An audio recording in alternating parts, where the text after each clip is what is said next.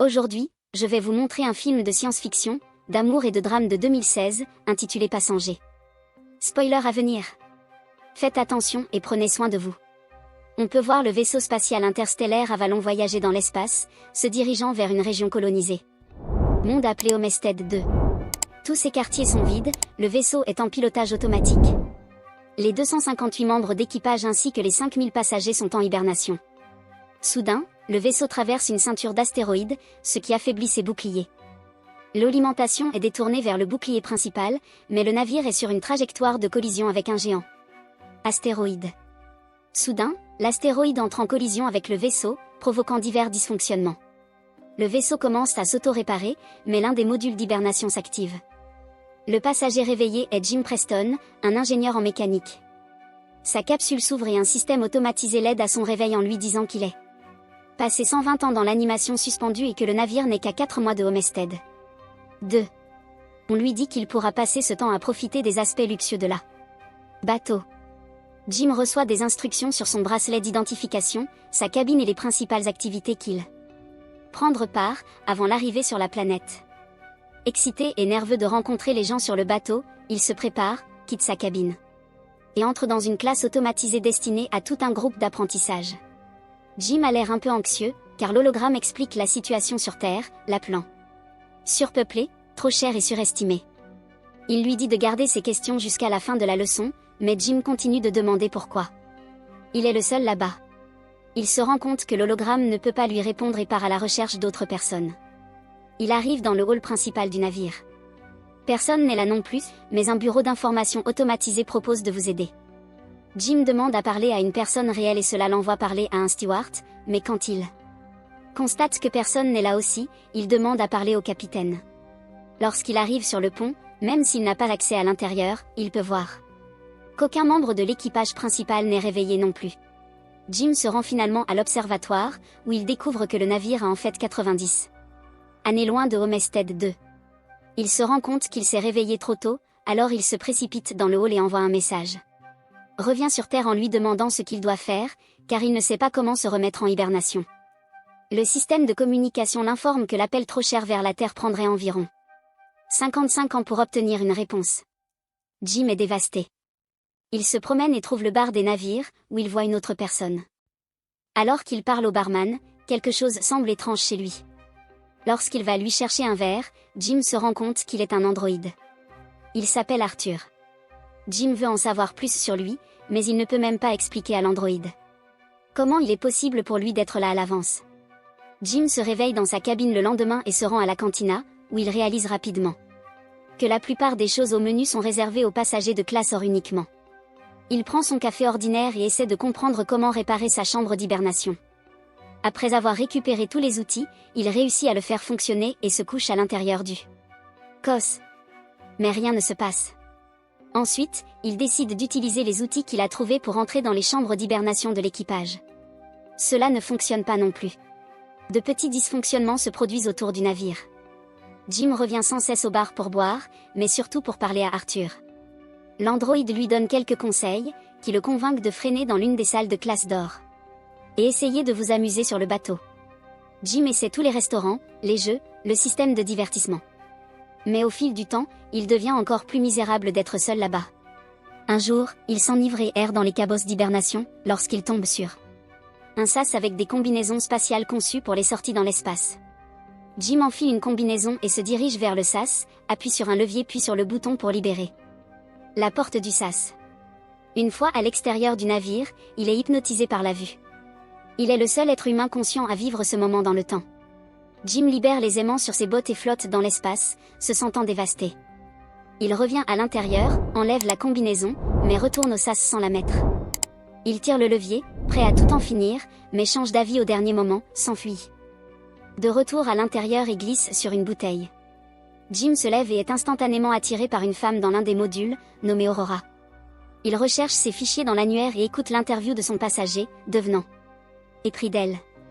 Plus tard, il l'a vu assis à côté de sa capsule, écoutant toujours ses interviews. De retour au bar, il lit une partie de son travail et parle à Arthur de son écriture. Il devient obsédé par l'ironie de sa situation, partant sur une autre planète pour un meilleur vie, se réveiller tôt et ne pas y arriver, et trouver sa femme parfaite, rien que pour elle. Être hors de portée. Jim continue de penser à elle et commence à avoir l'idée de la réveiller aussi. Il en parle avec l'androïde, mais il ne comprend pas l'énigme. S'il la réveille pour son propre bénéfice, il l'Y enfermerait avec lui, pour mourir. Le bateau. Jim décide de ne pas le faire en premier, mais avec le temps, il ne peut pas laisser passer. Jusqu'au jour où il change d'avis. Il se dirige vers sa capsule et parvient à l'activer. Alors qu'elle se réveille et passe par le même processus que lui, il se cache et retourne à sa chambre. Un peu plus tard, il se rend dans le hall principal, espérant la retrouver. Et la voilà, aussi confuse qu'il y a un an. Jim lui dit qu'ils sont les seuls à se réveiller et l'emmène à l'observatoire. Puis il lui dit qu'il ne peut accéder ni à l'équipage, ni aux commandes principales du navire. Aurora panique et veut retourner dans sa capsule. Lorsqu'ils y arrivent, Jim explique qu'il n'y a pas d'équipement spécial sur le navire qui puisse aider-les à se remettre en hibernation, en lui disant efficacement qu'ils sont bloqués. Il retourne dans le hall et il lui dit qu'elle devrait se reposer, puisqu'elle vient d'arriver. Sortir de l'hibernation. Elle se sent désolée pour lui, devant passer plus d'un an seul sur le navire. Jim retourne au bar, regrettant ce qu'il a fait. Il demande à Arthur de ne pas dire à Aurora que c'est lui qui l'a réveillée. Le lendemain, Aurora se réveille. Elle retourne dans le hall et interroge le bureau d'information automatisé sur l'hibernation. Goose. Jim la rejoint là-bas et ils vont prendre le petit déjeuner. Alors qu'ils partent, le bureau d'information a une sorte de dysfonctionnement. Dans la cantine, Aurora se rend compte que Jim mange le même petit déjeuner depuis plus de un an et lui obtient l'un des menus de la classe d'or. Il parle de la possibilité de réparer les pods, mais contrairement à Jim, Aurora n'est pas prête. Abandonnée. Elle fouille dans l'infirmerie, puis parcourt des documents de recherche, se terminant finalement dans les quartiers d'hibernation de l'équipage essayant d'ouvrir les portes. Jim remarque plus de dysfonctionnement dans tout le navire. Quelque temps plus tard, Aurora se lamente sur sa vie sur l'Avalon. Elle écrit, fait du jogging autour du navire et nage dans la piscine, devenant de plus en plus consciente de sa situation. Elle se rend à la cantine pour interviewer Jim, pensant que son histoire pourrait être intéressante. Elle demande pourquoi il a immigré dans la colonie. Jim répond d'abord par des slogans de l'entreprise, puis explique plus en détail qu'il espère que sur le nouveau monde il pourrait être quelqu'un, il pourrait construire une vie. Plus tard, il se retrouve à l'observatoire et Aurora partage enfin sa raison d'être là. Contrairement aux autres passagers du navire, elle a un billet aller-retour. Son idée était d'aller à Homestead 2, d'y vivre un an et de revenir sur Terre, de devenir le premier journaliste à avoir fait cela, écrivant la plus grande histoire qui ait jamais existé. Aurora renonce lentement à trouver un moyen de résoudre sa situation actuelle et les chiffres de Jim. Un moyen de lui remonter le moral. Il l'emmène danser, au cinéma et au terrain de basket. Enfin, il l'emmène au bar pour rencontrer Arthur. Elle se détend un peu, jusqu'à ce qu'elle se souvienne de leur situation. Jim reste seul avec l'androïde, se sentant très mal de ce qu'il lui a fait. L'instant d'après, il est vu bricoler quelque chose et dans l'autre Aurora entre dans l'observatoire. Pour trouver une miniature du bâtiment Chrysler qu'il a fait pour elle. Quelque temps plus tard, ils vont à un rendez-vous au bar. Ils dînent et partagent des histoires sur leur vie. Elle lui dit que son père est mort quand elle était adolescente. Après le dîner, Jim emmène Aurora au SAS et ils enfilent les combinaisons spatiales. Ils sortent ensemble pour une sortie dans l'espace. Jim a enfin quelqu'un avec qui partager cette magnifique expérience. Jim éteint les aimants de leur botte et ils flottent ensemble dans l'espace. Ils reviennent à l'intérieur et s'embrassent immédiatement, se retirent dans sa cabine et dorment ensemble. Peu de temps après, ils commencent à vivre comme un couple. Aurora s'installe dans sa cabine et écrit sur sa vie sur le navire. Ils courent ensemble, mangent ensemble, dorment ensemble. Jim explore plus avant le navire et trouve la baie hydroponique. Il apporte des fleurs d'aurore. Un jour, le navire passe à côté d'une géante rouge et ils se rendent à l'observatoire pour la voir. C'est l'anniversaire d'Aurora, alors plus tard dans la nuit, ils le célèbrent dans l'un des nombreux restaurants. Sur le bateau puis au bar. Jim va aux toilettes et prépare la bague qu'il a faite pour Aurora, pendant qu'elle reste dans le bar discutant avec Arthur. L'androïde dit à Aurora que Jim l'a réveillé intentionnellement, ignorant qu'il était toujours pour garder cela secret. Soudain, Jim revient et elle le confronte avec une incrédulité absolue. Elle s'enfuit furieuse et paniquée. Jim revient dans sa cabine pour trouver toutes ses affaires parties. Il la rencontre dans la cantine le lendemain, mais au moment où il parle, elle s'enfuit. Aurore est désespérée. Une nuit, elle se rend dans la cabine de Jim, lui donnant des coups de poing et de pied, voulant le tuer. Lui parlant par comme parce qu'elle continue de l'éviter, Jim essaie de s'excuser et d'expliquer ses actes envers elle. Il lui dit qu'il est tombé amoureux d'elle, mais Aurora s'en fiche. Elle ne peut pas lui pardonner de s'être suicidée. Une nuit, alors que Jim est dans sa cabine, un autre dysfonctionnement se produit. Le navire fait face à une erreur critique et la commande principale s'arrête. Plus tard, il entre dans l'ascenseur et celui-ci fonctionne mal. Aurora entre dans le hall principal et voit que Jim y a planté un arbre. Ensuite, elle se rend à la cantina, où le dispensaire alimentaire fonctionne également mal. Soudain, tous les deux entendent la voix du chef de pont sur l'Écosse, demandant qui a planté l'arbre. Ils courent tous les deux dans le hall et voient Gus Mancuso debout devant l'arbre de Jim.